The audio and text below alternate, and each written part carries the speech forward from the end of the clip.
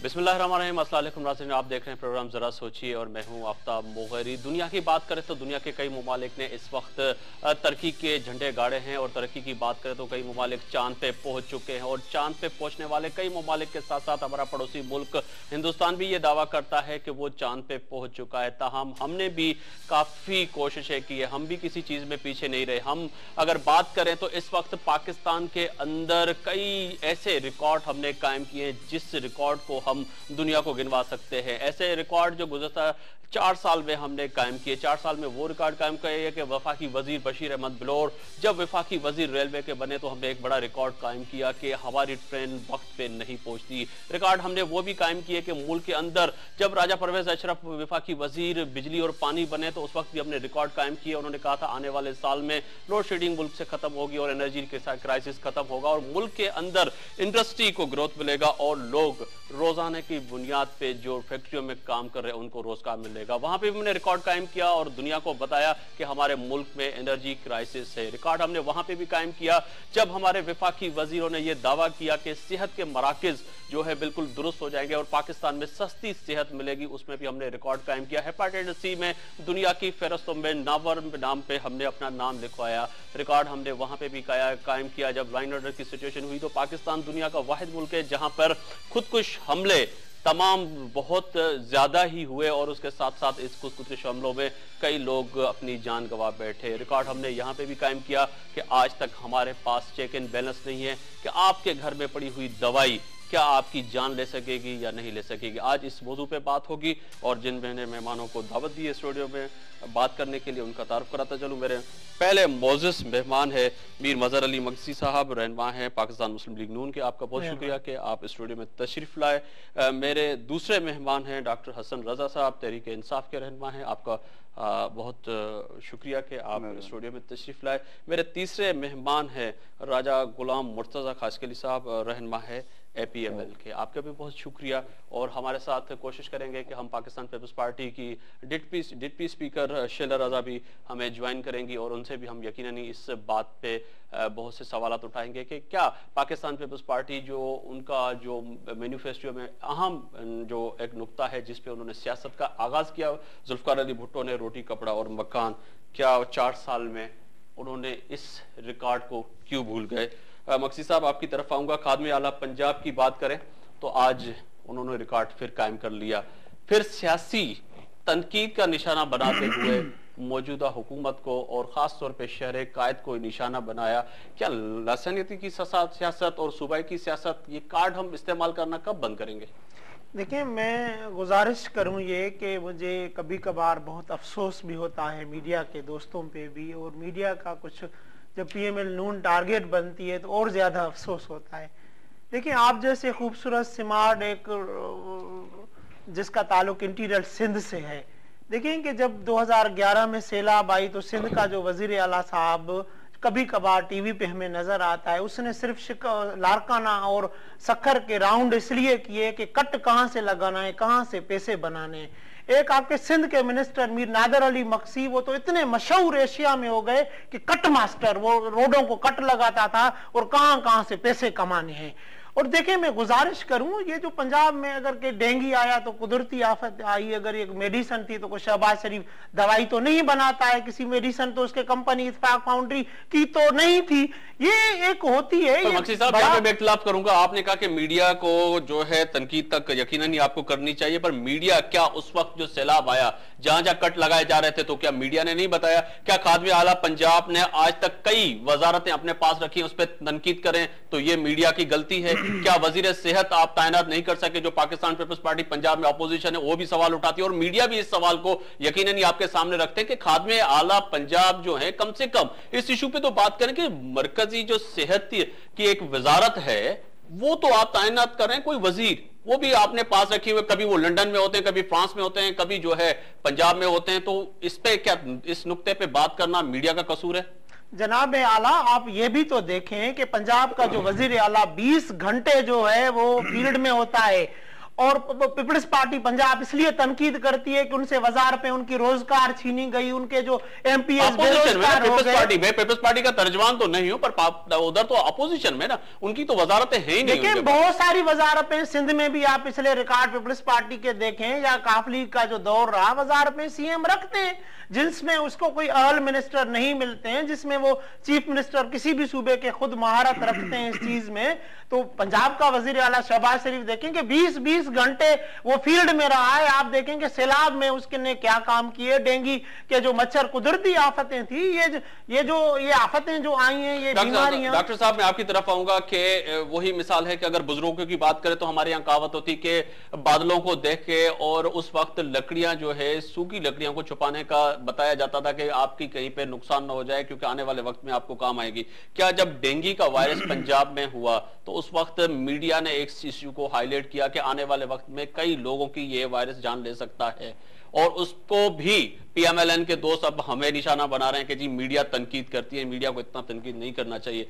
खादमे आला पंजाब जो अपने नाम से खादमे आला लगाते हैं, अब आपके सामने है कि फिर एक और दवाई ने जो है ना कई लोगों की जान ले ली। क्या ये तनकीद सही है या ये यहाँ पे गलत है कि तनकीद या हाईलाइट नहीं करनी चाहिए मीडिया को कोई चीज? बात यह है मोगरी साहब कि इस वक्त पाकिस्तान जिन हालात से गुजर रहा है और जो पाकिस्तान की आवाम इस वक्त जिन मराए में है, जिन मसाइल में मुब्तला है, इस वक्त जो हमारे हुक्मरान जहाँ पर जो हुकूमत कर रहे हैं, मरकज़ में हो या सूबों में हो, पाकिस्तान तहरीक इंसाफ एक ऐसा पैगाम दिया इमरान खान साहब ने, जो बड़े इदारे हैं जिनका काम होता है लोगों को सहूलतें देना, वो बिल्कुल कोलैप्स होते जा रहे हैं।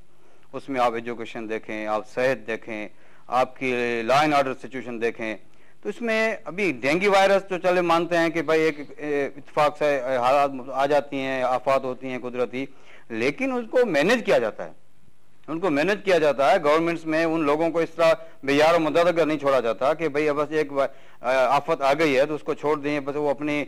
तो ये मसला सिर्फ ये है कि जहाँ पर करप्शन होगी, जहाँ पर आपके इदारे आज़ाद नहीं होंगे, जस्टिस नहीं होगा, कोई पूछने वाला नहीं होगा, अपनी मनमानी होगी और सिर्फ एक लोगों की इजारादारी होगी, तो इसमें अवाम को कोई फायदा नहीं पहुंचेगा। पाकिस्तान तहरीक इंसाफ जो जदोजहद कर रही है इस वक्त पाकिस्तान के अंदर 18 करोड़ अवाम के लिए, उनको हम यही कहते हैं कि भाई आपने जलसे के लिए तो घर घर लाहौर में लोगों को भेजा, पंजाब में भेजा कि खान साहब का एक पैगाम लेके जी आप जो है ना मीनार पाकिस्तान में इकट्ठे हों और एक नया पाकिस्तान बनाए करने का पैगाम तो दिया।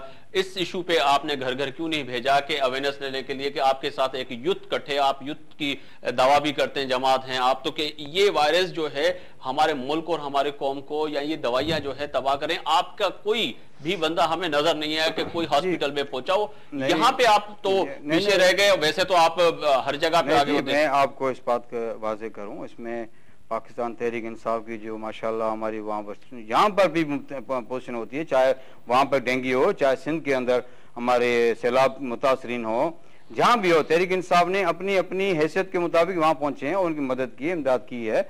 और एक गवर्नमेंट की लेवल पे तो तहरीक इंसाफ इदारा नहीं है कि उनकी जो वसाइल हैं या उन लोगों को जो मेडिसिन वगैरह या हॉस्पिटलाइजेशन जो होती है उनकी केयर करने का जो तरीकेकार है, या पैथोलॉजी लेबोरेटरी का सबसे बड़ा सिस्टम है। कैंपेन तो चला सकते थे, कैंपेन हमने चलाई है, खान साहब ने सबसे बड़े जो आप लोग कर तो सकते थे। नहीं, खान साहब ने हाईलाइट बड़े पैमाने मीडिया में ये बात उठाई, लेकिन अभी इंसानों की जानें बचाना या उनके इंस्टीट्यूट के अंदर इंटर होना, वो तो एक गवर्नमेंट जहाँ काम करे उनका काम, जिम्मेदारी उनकी होती है। आपको पता है कितने लोग अभी तक इसमें जो है दवाइयों खाने से जो है अपनी जिंदगी, ये तो इदारों की जो है चेक एंड बैलेंस होना चाहिए कि आप जब परमिट देते हैं, जब आप एक कंपनीज को इंट्रोड्यूस करते हैं पाकिस्तान को, उनको आप इजाजत देते हैं कि वो मेडिसिन बनाए। मैं आपकी तरफ आऊंगा। पाकिस्तान ऑल पाकिस्तान मुस्लिम लीग की बात करें तो आप लोग जब भी बात करते हैं तो आप पिछला टर्नओवर उठा के सामने रखते हैं कि जी हमारे दौर में नहीं हुआ और ये अभी जमहूरी हुकूमत है, इनको करना चाहिए। यकीनन आप यही जवाब देंगे, पर इसके बावजूद अगर देखा जाए तो पाकिस्तान मुस्लिम लीग नून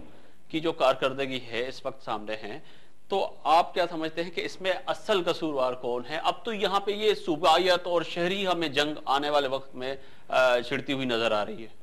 देखिए तो भाई, सबसे पहले तो मैं मीडिया का थैंक्स कहूँगा। जैसे मक्सी साहब ने एक बात की, मीडिया पे तनकीद की कि मीडिया निशाना बना रही है। मैं क्या समझता हूँ कि ये मीडिया ही है, थैंक्स टू मीडिया, कि आज जो भी पाकिस्तानी अवाम को थोड़ी बहुत सहूलियत मिल रही है वो मीडिया की वजह से मिल रही है, क्योंकि मीडिया इनके इशूज उठाती है और हमारे हुक्मरानों की नजरें पड़ती हैं तो वो उस पर अमल करते हैं। रहा सवाल के पंजाब में जिस वक्त सूरत हाल है जाली निजात की, तो मैं समझता हूँ उसमें मुस्लिम लीग नून का बड़ा अहम किरदार रहा है, क्योंकि मियाँ साहबान जो हैं वो मुगलिया दौर के बड़े कहते भी हैं कि हमारा मुगलिया दौर बड़ा फेवरेट रहा है, और उनकी सोच भी वो मुगलिया ही है। उनको तख्ते लाहौर का नाम कोई गलत नाम नहीं दिया, उन्होंने वही सोच रखी है। सारी मिनिस्ट्री अपने पास तकरीबन रख के बैठे हुए हैं। वहाँ अगर प्रॉपर एक हेल्थ मिनिस्टर होता और इन चीज़ों की अकाउंटेबिलिटी होती तो मेरे ख्याल से इतना बड़ा केस इशू नहीं बनता। वहाँ कोई चेक एंड बैलेंस नहीं है, और खादिम आला साहब जो है सारी मिनिस्ट्रियाँ अपने पास रख के बैठे हुए हैं, अपने यहाँ दबाई हुई हैं, जिसकी वजह से ये प्रॉब्लम्स आ रहे हैं। पर मिनिस्टर होता, यही सवाल एक है कि अगर मिनिस्टर होता तो वो क्या करता है? जैसे ये पीएमएल कहती है कि 24 घंटे जाग के काम करते हैं, और कहीं भी पानी हो, बारिश हो और डेंगू हो तो वो तो खुद भी हमें नजर आए कि मीडिया में वो शायद मक्सी साहब को बात याद हो कि मीडिया ने वो भी दिखाया कि वो जब घरों में जाके और खादिम आला पंजाब लोगों को अवेयरनेस का मैसेज दे रहे थे कि आप पानी नहीं रखे हैं और ये अपने घर को साफ रखें, मीडिया ने दिखाया। वो मियां साहब को मीडिया पे दिखाना था, मीडिया सेशन था, फोटो सेशन होता है, मीडिया सेशन होता है, वही किया। बाकी अमली कम 20 घंटे कहाँ काम करते हैं? आप बताएं कि अगर पंजाब में 20 घंटे खादिम वाला काम करते तो पंजाब की आज सूरत हाल ये नहीं होती। मक्सी साहब क्या कहेंगे आपके पंजाब में अगर 20 घंटे यकीनन ही काम करते तो आज बैठ के हम इस टॉपिक पे बात नहीं करते, उन लोगों को याद नहीं करते जो आज हमारे और आपके बीच में नहीं रहे?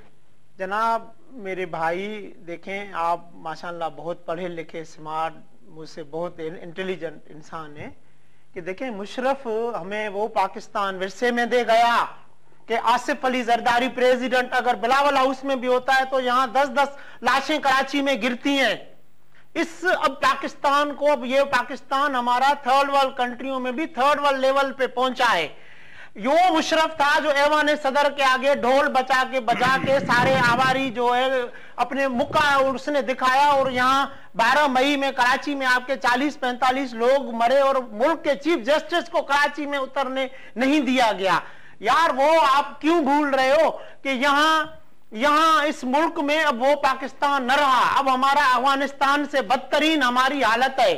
अब आप कह रहे हैं कि कोई शहबाज शरीफ के बस में है, नवाज शरीफ के बस में है, तो देखें ये वो मुशर्रफ वाला जो उसने वो इस मुल्क को 11 साल अमेरिका की कॉलोनी बनाई, अमेरिका की जो इधर सारी जो दी हुई जो तोहफे और दरख्त जो बोए हैं, आज वो जवान हो गए। मक्सी साहब मुशर्रफ को गए हुए 4 साल हो गए हैं, 3.5 साल 4 साल आपको हो गए हुकूमत में पंजाब करते हुए, और 65% पाकिस्तान का हिस्सा आपके पास है। प्यारा भाई देखो अभी भी वही लोग बैठे हैं जिन्होंने गार्ड ऑफ ऑनर मुशर्रफ को दिया है, अब भी ऐवान सदर में वही लोग हैं। नेशनल असेंबली से रिजाइन करें, वापस आ जाएं, खुद ब खुद दोबारा इलेक्शन होगी, फिर दोबारा देखेंगे कौन आ रहा है, आप क्यों नहीं जा रहे? देखें मैं आपको एक बात बता दूं, हम नहीं चाहते कि हमारे ऊपर 93 के 98 वाले 95 वाले इल्जाम दोबारा लगे। हमें लोग न कहें कि अब जो इस मुल्क में 1.5 लाख आया है, 20 मिनिस्ट्रियां खादिम आला पंजाब के पास है, 20 मिनिस्ट्रियां नहीं छोड़ सकते क्योंकि इक़्तिदार को छोड़ना, सीट को छोड़ना। तो यार हर मिनिस्ट्री में तो 20 करोड़ की करप्शन भी तो हो रही है, वो 20 मिनिस्ट्रियों की करप्शन भी तो बचा रहा है। अगर वो पीपल्स पार्टी के पास जाएंगी तो वो करप्शन नहीं करेंगे तो और क्या करेंगे? मतलब पंजाब में करप्शन हो रही है। आपको करप्शनों का नहीं पता कि तीनों चारों सूबों में क्या हो रहा है? डॉक्टर साहब करप्शन पंजाब में अगर देखा जाए तो पाकिस्तान के 65% अगर देखा जाए तो पंजाब में इस वक्त पाकिस्तान की जो है हमारी इकोनॉमी सब चीजें देखें कि इनके पंजाब के पास है, उसके बावजूद कह रहे हैं कि करप्शन 20 मिनिस्ट्रियां रखने के और खादिम आला बचा रहे हैं। अगर नहीं होती तो करप्शन होती। ये बात यह है कि करप्शन का जो मर्ज जो है वो सिर्फ पंजाब में नहीं है, पूरे मुल्क में। हर मुल्क का इदारा आप देखें, जहां आप सदारती महल में जो बैठे हुए लोग हैं, प्राइम मिनिस्टर हाउसेज में लगे हुए हैं, प्राइम मिनिस्टर हाउस में जो उनके बेटे हैं जिनके ऊपर करप्शन के इल्जामात हैं, जिनको आप उनको कुछ नहीं होता है। करप्शन सिर्फ आप कहें कि पंजाब में सिंध में नहीं है, सिंध में मैं कहता हूं पख्तूनख्वा में, बलूचिस्तान हर जगह पर है। इस मुल्क का और तहरीक इंसाफ का, खान साहब का पहला नारा यह है कि इस मुल्क में अगर आपको करप्शन कंट्रोल नहीं करेंगे तो ये मुल्क कभी तरक्की नहीं करेगा, यहाँ के लोग कभी सरवाइव नहीं कर सकेंगे। चंद अदारों में चंद लोग बैठे हुए, कैसे कंट्रोल करें? कैसे करें ऐसा भी है, जब से पहले आवाम को जब तक आप सहूलत नहीं देंगे और आवाम को तो सहूलत ही नहीं है। मैंने जैसे आपको बताया कि हमने तरक्की ये की है, तहरीक इंसाफ करप्शन में